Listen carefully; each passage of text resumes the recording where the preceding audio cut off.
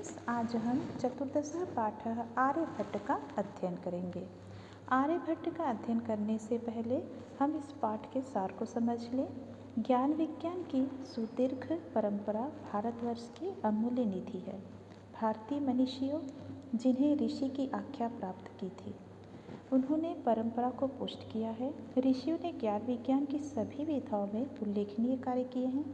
दशमलव पद्धति आदि के प्रारंभिक प्रयोक्ता आर्यभट्ट ने गणित को नई दिशा दी। वस्तुतः गणित को विज्ञान बनाने वाले तथा गणितीय गणना पद्धति के द्वारा आकाशीय पिंडों की गति का प्रवर्तन करने वाले प्रथम आचार्य थे। उनके असाधारण वैदुष्य का उल्लेख प्रस्तुत पाठ में दिया गया है। तो हम पहले अध्ययन करते हैं संस्कृत में जो इस पाठ में उल्लेख किया गया है। पूर्व दिशायां उदेति सूर्यः पश्चिम दिशायां च अस्तं गच्छति इति दृश्यते ही लोके। पूर्व दिशा में उदेति उदय होना, सूर्य पूर्व दिशा में उदय होता है और पश्चिम दिशायां अस्तं गच्छति और पश्चिम दिशा में अस्त हो जाता है। इति दृश्यते ही लोके, और यही संसार में दिखाई देता है। तो संसार में क्या दिखाई देता है कि सूर्य पूर्व दिशा से निकलता है और पश्चिम दिशा में अस्त हो जाता है। परम न अनेन अवबोधम अस्ति यत् सूर्यो गतिशील इति। परंतु यह नहीं समझ लेना चाहिए, अवबोध माने जानना, तो यह नहीं समझना चाहिए कि सूर्य गतिशील अस्ति, से सूर्य गतिशील है। सूर्यो चलः पृथ्वी च चला या स्वकीय अच्छे घुड़ती इति सांप्रतम सुस्थापितः सिद्धांतः। सूर्य अचल, सूर्य जो है अचल है ना, स्थिर है, वह नहीं चलता। पृथ्वी च चला, और पृथ्वी चल है मतलब पृथ्वी चलती है। या स्वकीय जो अपने अक्ष में है ना, स्वकीय अपने अक्ष में घूर्णति घूमती है। इति सांप्रतम सुस्थापितः सिद्धांत, यह अब सांप्रतम ने अब पूरी तरह से स्थापित हो गया। इस सिद्धांत को पूरी तरह से स्थापित हो चुका है। क्या स्थापित हो चुका है कि पृथ्वी अपने अक्ष पर घूमती है, वह चल है और अपने अक्ष पर घूमती है, और जो सूर्य है वो अचल है, वह नहीं चलती। सिद्धांतो अयं प्राथमेन एन प्रवर्तितः स आसीत् महान गणितज्ञः ज्योतिर्विच आर्यभट्टः। सिद्धांतो अयं, यह सिद्धांत प्रथमेन एन सबसे पहले जिसके द्वारा प्रवर्तितः खोजा गया, वह थे महान गणितज्ञ ज्योतिषी आर्यभट्ट। पृथ्वी स्थिरा वर्तते इति परंपरया प्रचलिता रूढ़िः तेन प्रत्यादिष्टा। पृथ्वी स्थिर है, इस परंपरा को जो प्रचलित रूढ़ी थी उनके द्वारा प्रत्यादिष्टा खंडन कर दिया गया। मतलब पृथ्वी में जो परंपरा चलती आ रही थी, क्या चलती आ रही थी? परंपरा यह थी कि पृथ्वी स्थिर है और सूर्य चलता है। तो इस परंपरा को, इस रूढ़ी को उन्होंने खंडन किया। तेन उदाहृतं यद् गतिशीलायां नौकायां उपविष्टः मानवः नौकां स्थिराम् अनुभवति अन्यान् च पदार्थान् गतिशीलान् अवगच्छति। तेन उदाहृतं, उन्होंने उदाहरण दिया, यद् कि गतिशीलायां नौकायां, गतिशील नौका में बैठा हुआ मनुष्य नौका को स्थिर अनुभव करता है और अन्यान पदार्थ, और अन्य जो पदार्थ है उसको गतिशील समझता है। आप भी जब ट्रेन में सफ़र करते हैं तो आप क्या अनुभव करते हैं कि हम तो स्थिर हैं और हमारे जो बगल से जा रही हैं वृक्ष, खंबे, सारी चीज़ें क्या हो रही है, चल रही हैं, है ना।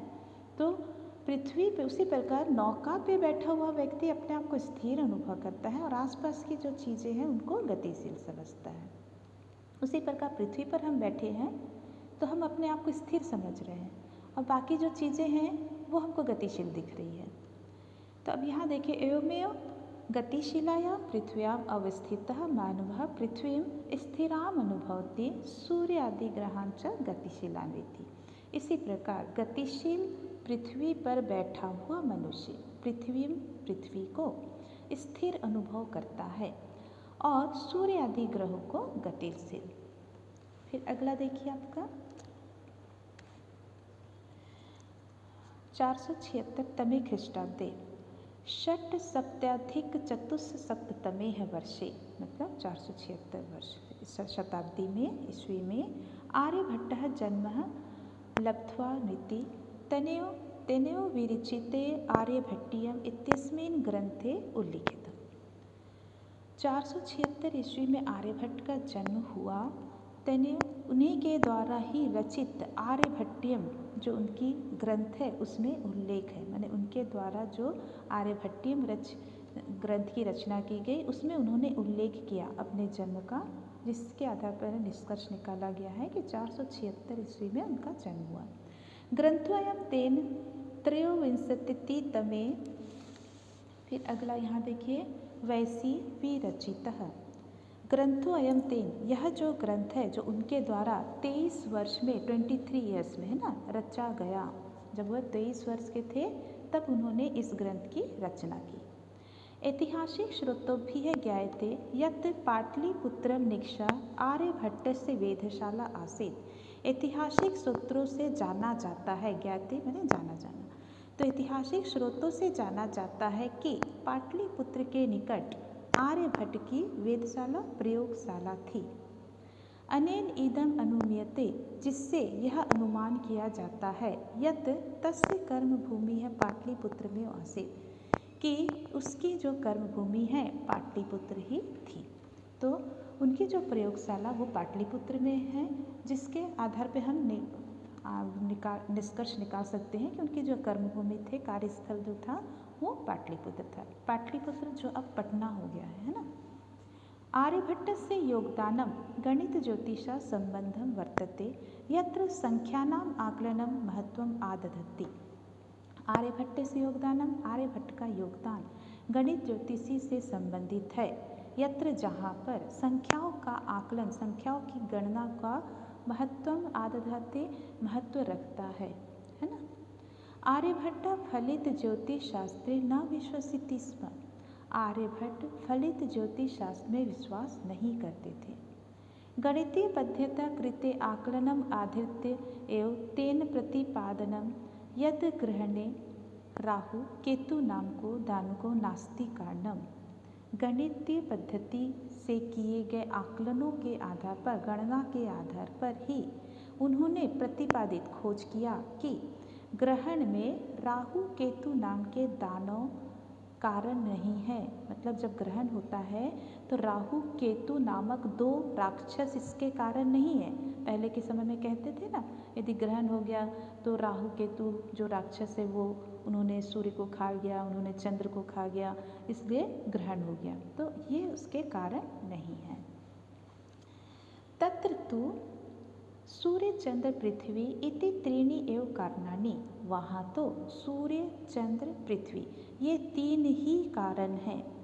सूर्यं परितः भ्रमन्तः पृथ्व्याः चंद्रस्य परिक्रमापथेन संयोगात् ग्रहणं भवति।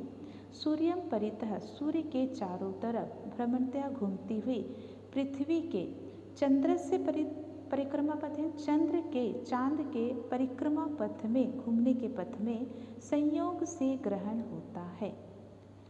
यदा पृथ्व्याः छायापातेन चंद्रस्य प्रकाशः अवरुध्यते तदा चंद्रग्रहणं भवति। जब पृथ्वी की छाया पड़ने से चंद्र से प्रकाश, चंद्र का प्रकाश अवरुद्धते रुक जाता है, तब चंद्रग्रहण होता है।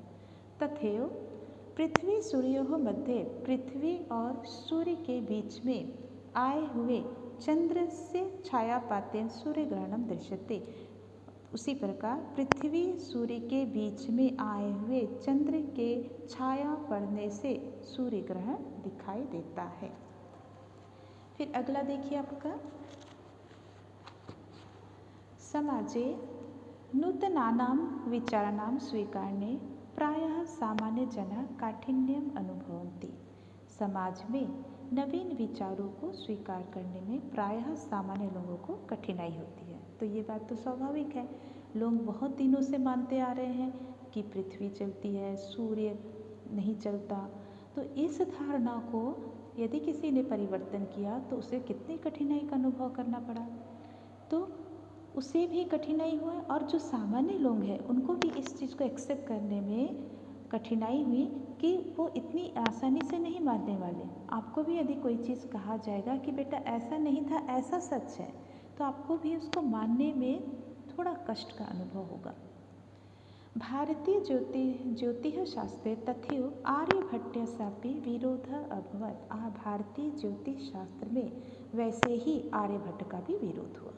जब उन्होंने अपने नियम को प्रतिपादित किया, अपने नियम को सबके सामने रखा, तो उनका भी विरोध किए लोगों ने, है ना। तस्य सिद्धांतः उपेक्षिता, उनके सिद्धांतों की उपेक्षा की गई, मजाक उड़ाया गया। क्यों मजाक उड़ाया गया?